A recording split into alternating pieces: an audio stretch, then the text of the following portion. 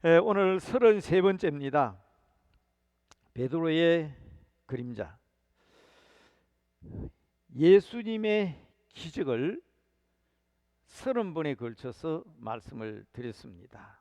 그런데 오늘 본문 첫 절을 한번 보십시오. 12절 같이 한번 읽을까요?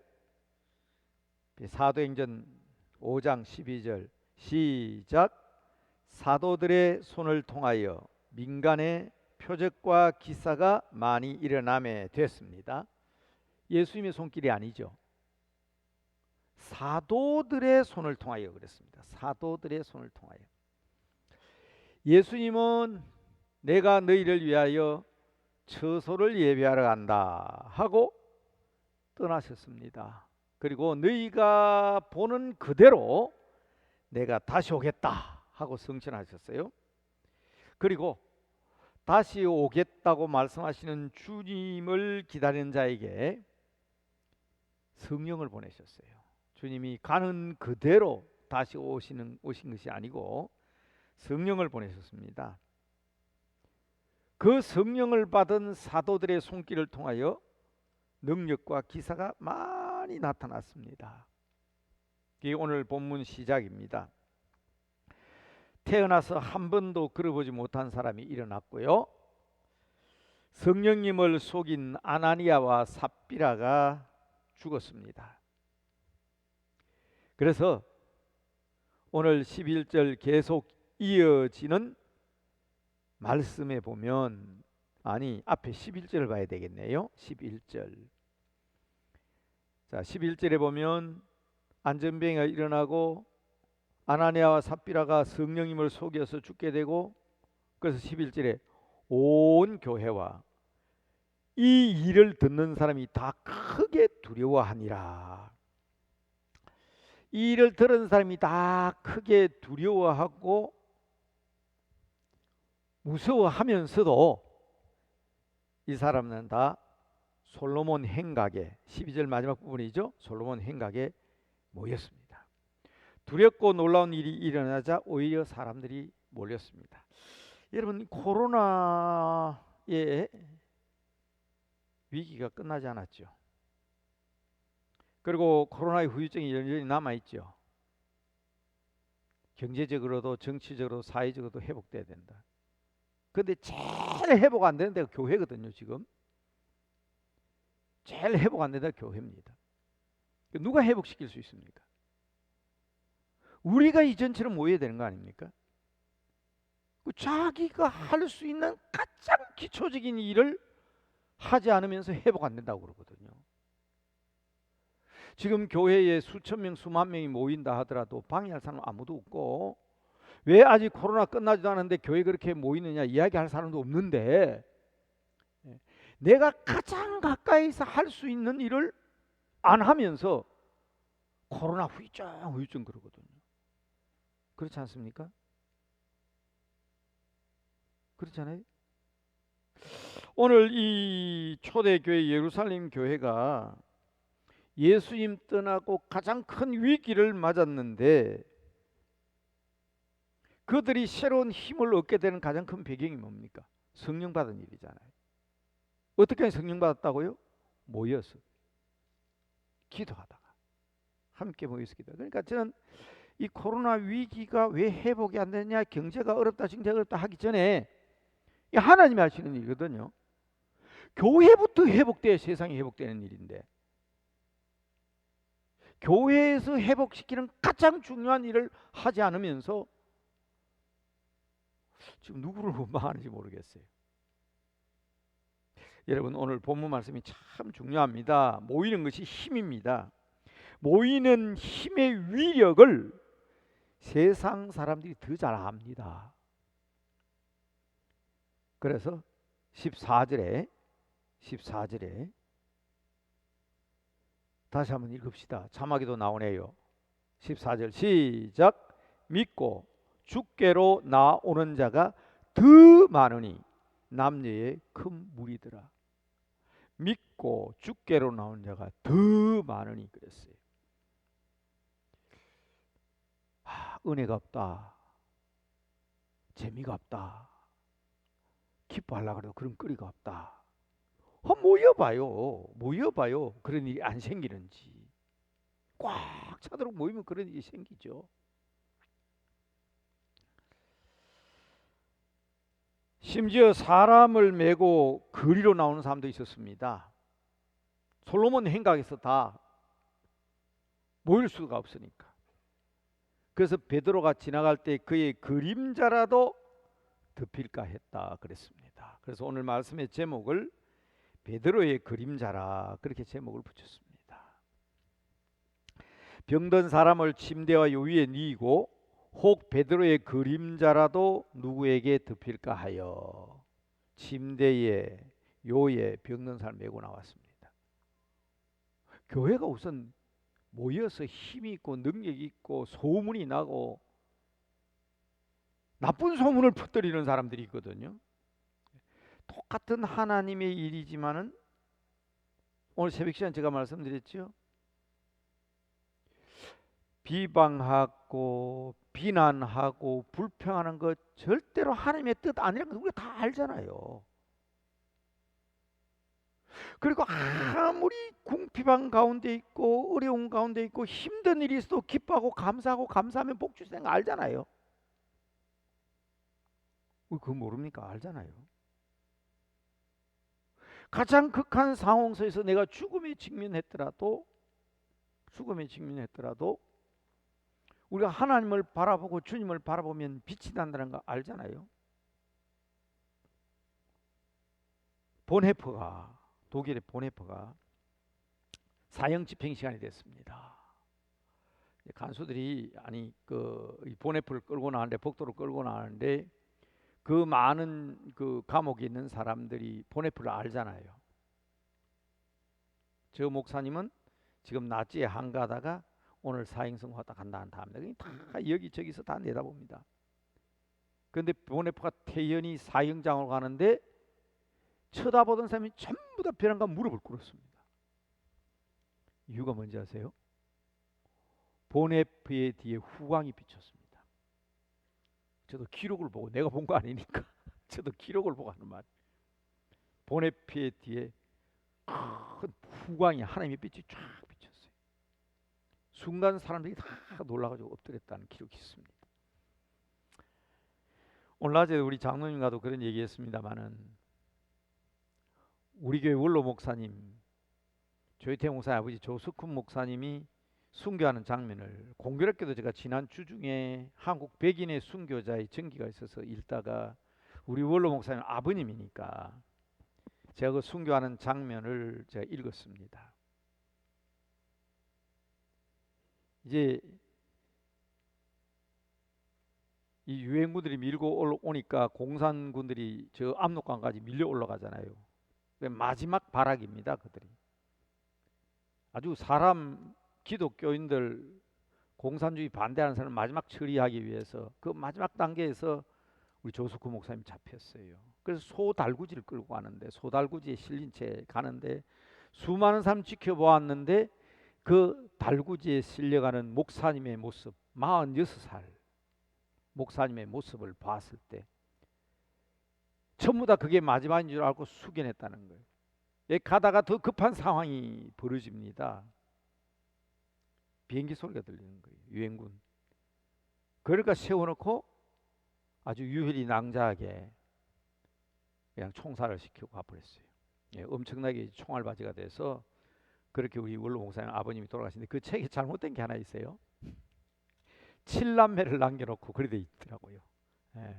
우리 원로 목사님 8남매입니다.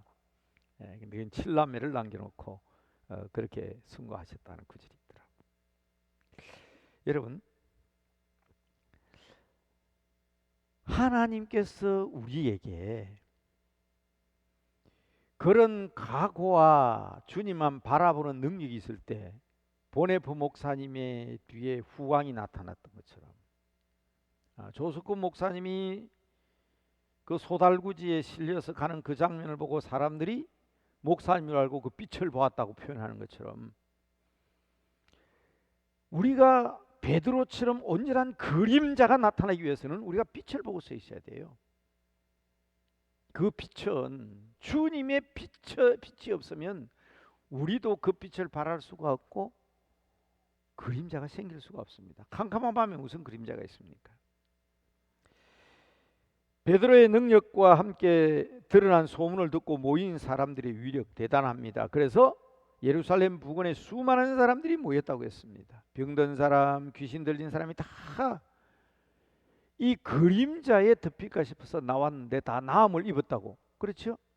16절 예루살렘 부근에 수많은 사람들도 모여 병든 사람과 더러운 귀신에게 괴로움을 받는 사람을 데리고 와서 그 다음 말이 중요하다. 다 나음을 얻으니라. 우리가 무슨 능력이 있어요? 우리의 그림자에 무슨 능력이 나타납니까? 그러나 우리는 주님을 바라보고 주님의 말씀 가운데 살 때 그 말씀과 그 능력의 빛에 의해서 이런 역사가 일어나는 겁니다. 여러분, 저는 교회의 목적은 딱 하나라고 그랬습니다. 안 믿는 사람 믿게 만들고 믿는 사람 더 잘 믿게 만드는 것이 교회의 일이다.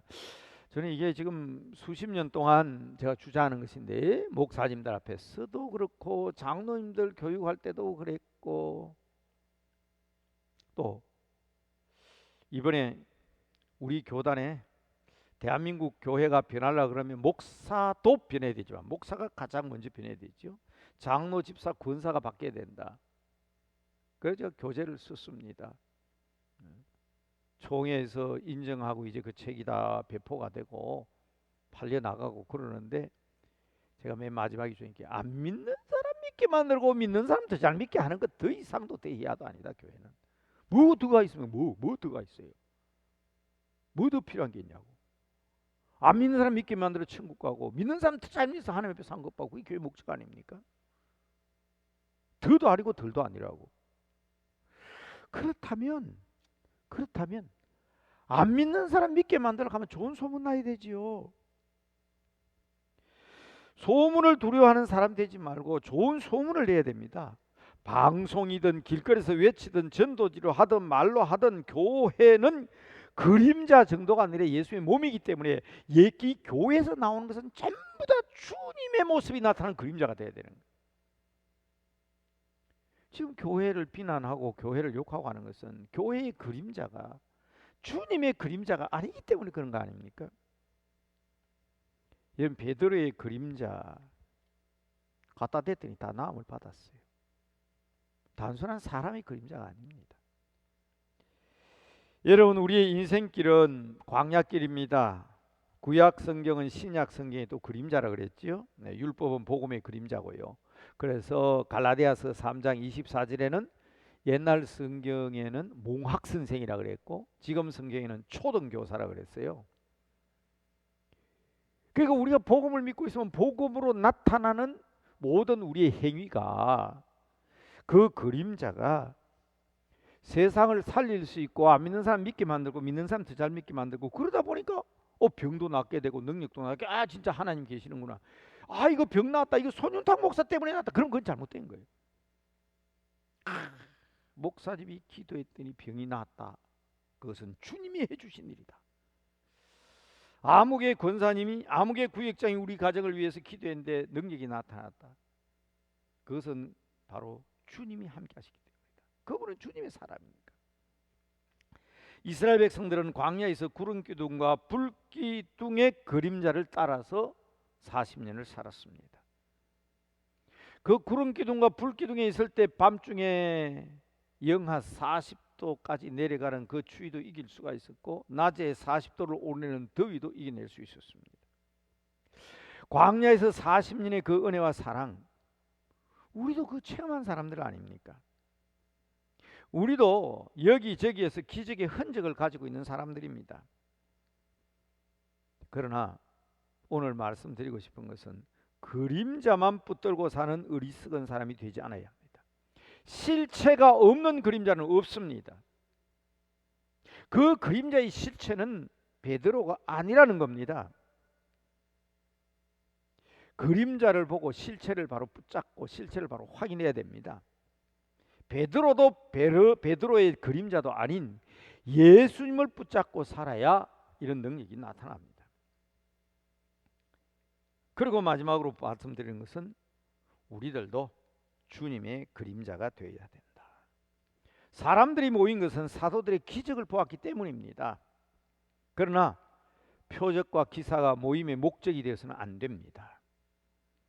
이 사람들이 모인 것은 소문을 들었기 때문이지만은 교회는 이 기적과 이적과 놀라운 능력을 기회로 삼아서, 도구로 삼아서 복음을 전거해야 됩니다. 예수님을 드러내야 합니다.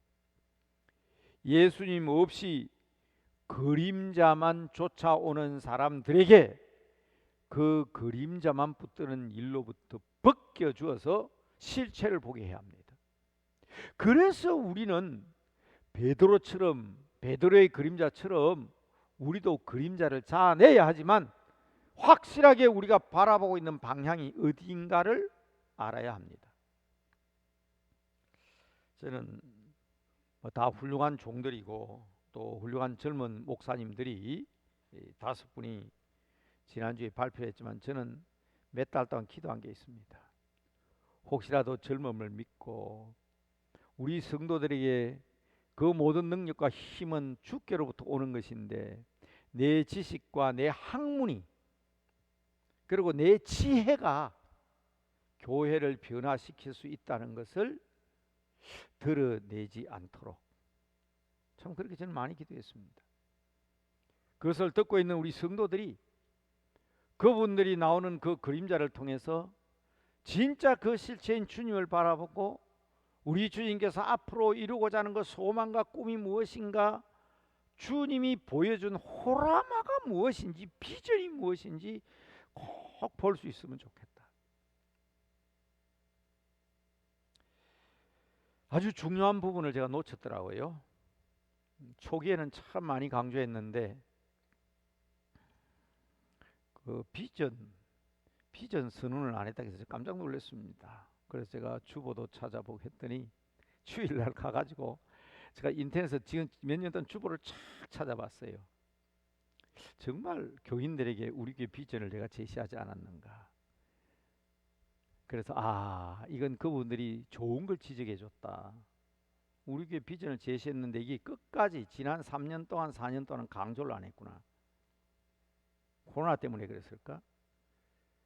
주보에만, 그것도 설교하고 칼럼에만 37번 우리 교회 비전이 이것이다 하고 제시를 했더라고요. 그런데 지난 3년 동안 딱 3번밖에 안 했더라고요. 그러니까 이거 내가 잘못했구나. 우리 교회는 목표가 있는 교회인데 준도제도 다 그게 나와 있어요. 누구에게나 참 이웃이 되는 교회로서 사명을 다하자. 이게 지표가 있어요. 시대적 사명을 다하는 교회. 그 사명이 다 나와 있어요.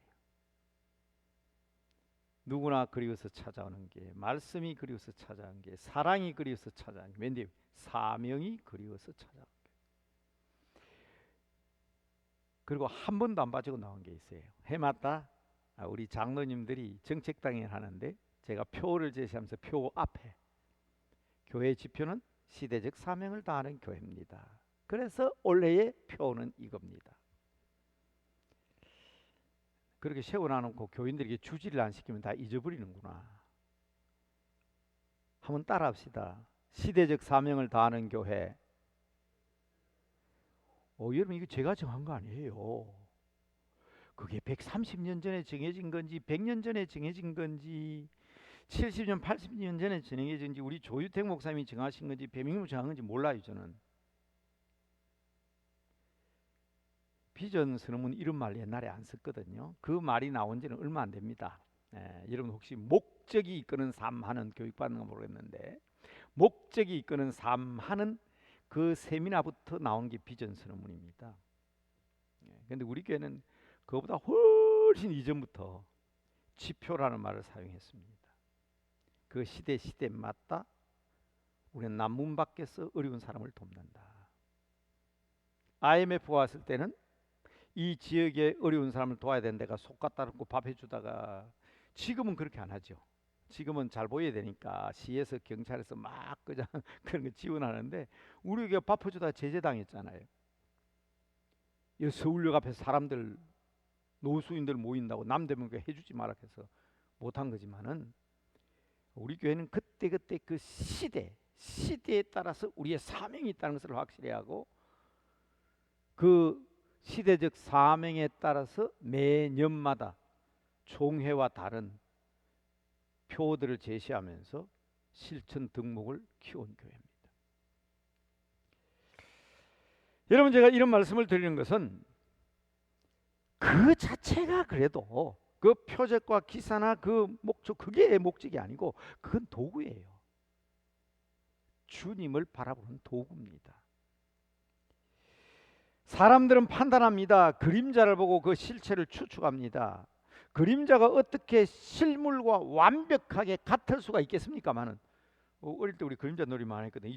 전등불 밑에는 안 돼요. 우리 호롱불 밑에서 뭐 요런 거 하면 저 그림자 빛이잖아요. 예. 제가 요렇게 하면 손에 보면 저기 염소가 나와요. 그림자에. 이 염소 아니잖아요. 이 그림자의 실체가 다를 수도 있어요. 주전자를 만들기도 하고. 어릴 때 저는 호롱불 밑에서 자랐기 때문에 그림자 놀이 참 많이 했습니다. 근데 여러분 아셔야 됩니다. 주님의 바른 그림자 역할을 해야 합니다. 오늘날 엔티크리스찬들, 반기독교인들이 양산되고 있는 것은 교회가 주님의 바른 그림자 노릇을 하지 못해서 그런 겁니다. 그들의 눈에 우리는 이게 예수의 그림자로 비쳤는데, 그 사람들의 눈에는 이 교회가 사회를 어지럽히는 것으로 보이잖아요. 그렇죠? 이 베드로의 그림자를 생각하면서 우리가 생각해야 될 게 참 많습니다. 여러분, 세상은 지금 먹구름으로 뒤덮여 있습니다. 실체가 있어도 그림자가 안 보입니다. 먹구름이 덮여 있으면. 그러나 그대로 포기할 수가 없습니다. 그래서 주님께서 죄악 세상 가운데 먹구름 속에 덮여 있는 사람들을 위해서 빛으로 오셔서 우리와 함께 하심으로 우리에게 그림자 역할을 하라고 우리에게 말씀하시는 것입니다. 빛이 오면 어둠이 사라집니다. 밝은 세상이 옵니다. 그러나 그 밝은 세상에는 여전히 그림자가 생깁니다.